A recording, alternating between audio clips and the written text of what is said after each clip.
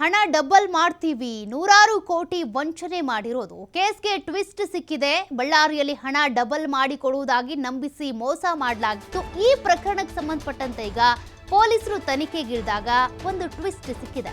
ಹಣ ಡಬಲ್ ಮಾಡಿಕೊಡ್ತೀವಿ ಅಂತ ನೂರಾರು ಕೋಟಿ ಎಗಸ್ಕೊಂಡು ಏನು ಹೋಗಿದ್ರು, ಆ ಕೇಸಿಗೆ ಸಂಬಂಧಪಟ್ಟಂತೆ ಬಳ್ಳಾರಿಯಲ್ಲಿ ಪೊಲೀಸರು ಕಾರ್ಯಾಚರಣೆಗಿಳಿದಾಗ ತನಿಖೆ ಸಂದರ್ಭದಲ್ಲಿ ಆರೋಪಿ ಟಿ ವಿಶ್ವನಾಥ್ ಜಾಲಕ್ಕೆ ಸಿಲುಕಿದ್ದು ಕೇವಲ ಬಡವರಷ್ಟೇ ಅಲ್ಲ, ವಿದ್ಯಾಸಂಸ್ಥೆಗಳು, ಉದ್ಯಮಿಗಳು, ರಾಜಕಾರಣಿಗಳಿಗೂ ಕೂಡ ಈ ಟಿ ವಿಶ್ವನಾಥ್ ವಂಚನೆ ಎಸಗಿದ್ದಾರಂತೆ.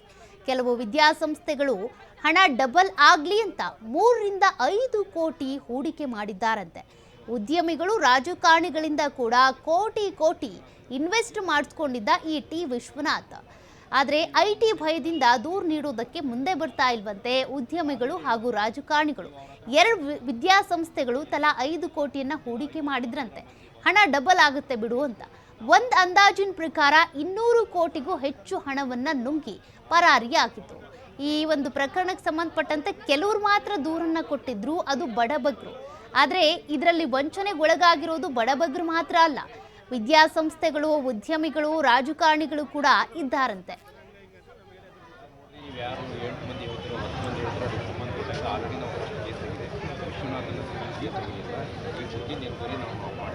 ನೀವಿಲ್ಲಿ ಮುಂದೆ ನಿಂತ್ಕೊಂಡು ಸುಮ್ಮನೆ ಅದರಿಂದ ಮಾತಾಡೋದು ಏನು ಆಗಲ್ಲ. ನೀವು ಆಗಲೇ ಹೇಳಿದ್ರು ನಾವು ಬಂದಾಗ.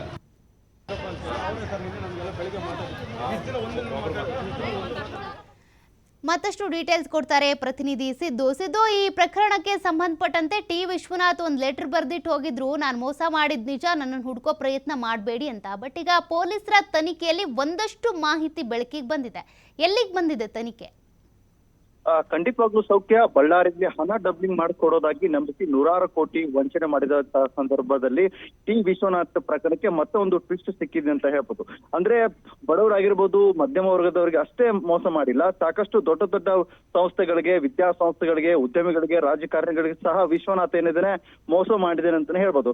ಮೊಟ್ಟ ಮೊದಲಿಗೆ ಈ ಬಡ ಜನರಿಗೆ ಸೇರಿಸ್ಕೊಂಡು ದುಡ್ಡು ಮಾಡ್ತೀನಿ, ಡಬ್ಲಿಂಗ್ ಮಾಡ್ತೀನಿ, ನೀವು 1000 ಕೊಟ್ರೆ ನಾನು ನಿಮ್ಗೆ 2000 ಕೊಡ್ತೀನಿ, ನೀವು 10 ಲಕ್ಷ ಕೊಟ್ರೆ ನಾನು ನಿಮ್ಗೆ 30 ಲಕ್ಷ ಕೊಡ್ತೀನಿ ಅಂತ ಹೇಳ್ಬಿಟ್ಟು ಸಾರ್ವಜನಿಕರನ್ನ ನಂಬಿಸಿರುವಂತ ಈ ವಿಶ್ವನಾಥ್ ಬರೀ ಸಾರ್ವಜನಿಕರು ಏನ್ ಅನ್ಕೊಂಡಿದ್ರು, ಮೊಟ್ಟ ಮೊದಲು ಬರೀ ನಮಗೆ ಅಷ್ಟೇ ಇವನು ಮೋಸ ಮಾಡಿದ್ದಾನೆ ಅಂತ ಅನ್ಕೊಂಡಿದ್ರು. ಆದ್ರೆ ಇದ್ರ ಹಿಂದೆ ಹೋಗ್ತಾ ಇದ್ದಂತೆ ಗೊತ್ತಾಗ್ತಾ ಇರುವಂತದ್ದು ಏನಂದ್ರೆ ಅನೇಕ ವಿದ್ಯಾಸಂಸ್ಥೆಗಳು ಕೂಡ ಇವ್ರಿಗೆ ದುಡ್ಡು ಕೊಟ್ಟಿದ್ದಾರೆ. ಅದು ಅಂದ್ರೆ 3ರಿಂದ 5 ಕೋಟಿವರೆಗೂ ಹಣ ಹೂಡಿಕೆ ಮಾಡಿದ್ದಾರೆ ಅನ್ನುವಂಥದ್ದು ಕೂಡ ಈಗ ಪೊಲೀಸರ ಪ್ರಾಥಮಿಕ ಹಂತದ ತನಿಖೆಯಲ್ಲಿ ಕೂಡ ತಿಳಿದು ಬಂದಿರುವಂತದ್ದು. ಇನ್ನು ಸಾಕಷ್ಟು ರಾಜಕಾರಣಿಗಳು ಕೂಡ ಇವರಿಗೆ 1 ಕೋಟಿ 2 ಕೋಟಿವರೆಗೂ ಕೊಟ್ಟಿದ್ದಾರೆ ಅನ್ನುವಂಥದ್ದು ಕೂಡ ಇದೆ. ಆದ್ರೆ ಇವ್ರು ಯಾರು ಕೂಡ ಇಲ್ಲಿ ದೂರನ್ನ ನೀಡ್ಲಿಕ್ಕೆ ಬರ್ತಾ ಇಲ್ಲ. ಕಾರಣ ಏನಂದ್ರೆ ಐಟಿ ಭಯ ಇರೋದ್ರಿಂದಾಗಿ ಇವ್ರು ಯಾರು ಬರ್ತಾ ಇಲ್ಲ ಅನ್ನುವಂಥದ್ದು ಕೂಡ ತಿಳಿದು ಬಂದಿರುವಂತದ್ದು. ಆದ್ರೆ ಹೂಡಿಕೆ ಮಾಡಿರುವಂತಹ ಹಣ ಏನಿದೆ, ಎಲ್ಲಿಂದ ಬಂತು, ಎಲ್ಲಿಗೆ ಹೋಯ್ತು ಅನ್ನುವಂಥದ್ದು ತನಿಖೆ ಕೂಡ ಶುರುವಾಗುತ್ತೆ ಅಂತ ಹೇಳ್ಬಿಟ್ಟು ಯಾವುದಕ್ಕೂ ಬರ್ತಾ ಇಲ್ಲ ಅಂತಾನೆ ಹೇಳ್ಬೋದಾಗಿದೆ. ಇದ್ರ ಜೊತೆಗೆ ಈಗಾಗಲೇ ಯಾಕಂದ್ರೆ ರಾಜಕಾರಣಿಗಳಾಗಿರ್ಬೋದು, ವಿದ್ಯಾಸಂಸ್ಥೆಗಳಂದ್ರೆ ಸಾಕಷ್ಟು ಬಳ್ಳಾರಿಯಲ್ಲೂ ಕೂಡ ಹೆಸರು ಮಾಡಿದೆ. ಆದ್ರೆ ಇಂಥ ಡಬ್ಲಿಂಗ್ ದುಡ್ಡು ಮಾಡುವಲ್ಲಿ ಇವರು ಕೂಡ ಭಾಗಿಯಾಗಿದ್ರು ಅಂದ್ರೆ ಮಾನವರದೇ ಪ್ರಶ್ನೆ ಎಲ್ಲಿಗೆ ಬರುತ್ತೆ ಅಂತ ಹೇಳ್ಬಿಟ್ಟು ಯಾರು ಕೂಡ ಮುಂದೆ ಬಂದು ಕಂಪ್ಲೇಂಟ್ ಕೂಡ ಕೊಡ್ತಾ ಇಲ್ಲ. ಸದ್ಯ ಈಗ ಪೊಲೀಸರು ಕೂಡ ಮಾಹಿತಿಯನ್ನ ಕಲೆ ಹಾಕಿರುವ ಪ್ರಕಾರ 200 ಕೋಟಿ ಹೆಚ್ಚು ಹಣ ಏನಿದೆ ವೆಂಕಟೇಶ್ ಅನ್ನುವಂತವನು ನುಂಗಿ ಪರಾರಿಯಾಗಿದ್ದಾನೆ ಅಂತ ಕೂಡ. ಇದರ ಜೊತೆಗೆ ವಿಶ್ವನಾಥ್ ಕೂಡ ದುಡ್ಡು ತೆಗೆದುಕೊಂಡು ಹೋಗ್ತಾ ಇರುವಂತಹ ಸಂದರ್ಭದಲ್ಲಿ ಅಂದ್ರೆ ಒಂದು ಲೆಟರ್ ಅನ್ನು ಕೂಡ ಬರೆದಿಟ್ಟಿದ್ದ. ಏನಂದ್ರೆ ನಾನು ನಿಮಗೆ ಮೋಸ ಮಾಡಿದೆ, ನನ್ನದು ತಪ್ಪಾಗಿದೆ ಅಂತ ಕ್ಷಮಿಸಿ ಅಂತ ಹೇಳ್ಬಿಟ್ಟು ಲೆಟರ್ ಅನ್ನ ಬರೆದಿಟ್ಟು ಹೋಗಿದ್ದು ಸಾಕಷ್ಟು ಬಡ ಜನರಿಗೆ ಕೂಡ ಇದೊಂದು ನೋವಾಗಿತ್ತು. ಯಾಕಂದ್ರೆ ಕೆಲವೊಂದಿಷ್ಟು ಜನ ಮಕ್ಕಳ ಮದುವೆ ಕೂಡ ಮಾಡಿರ್ಲಿಲ್ಲ, ಮಕ್ಕಳ ಮದುವೆಗಂತ ದುಡ್ಡನ್ನ ಕೊಟ್ಟಿರುವಂತದ್ದು ಕೂಡ ಇದೆ.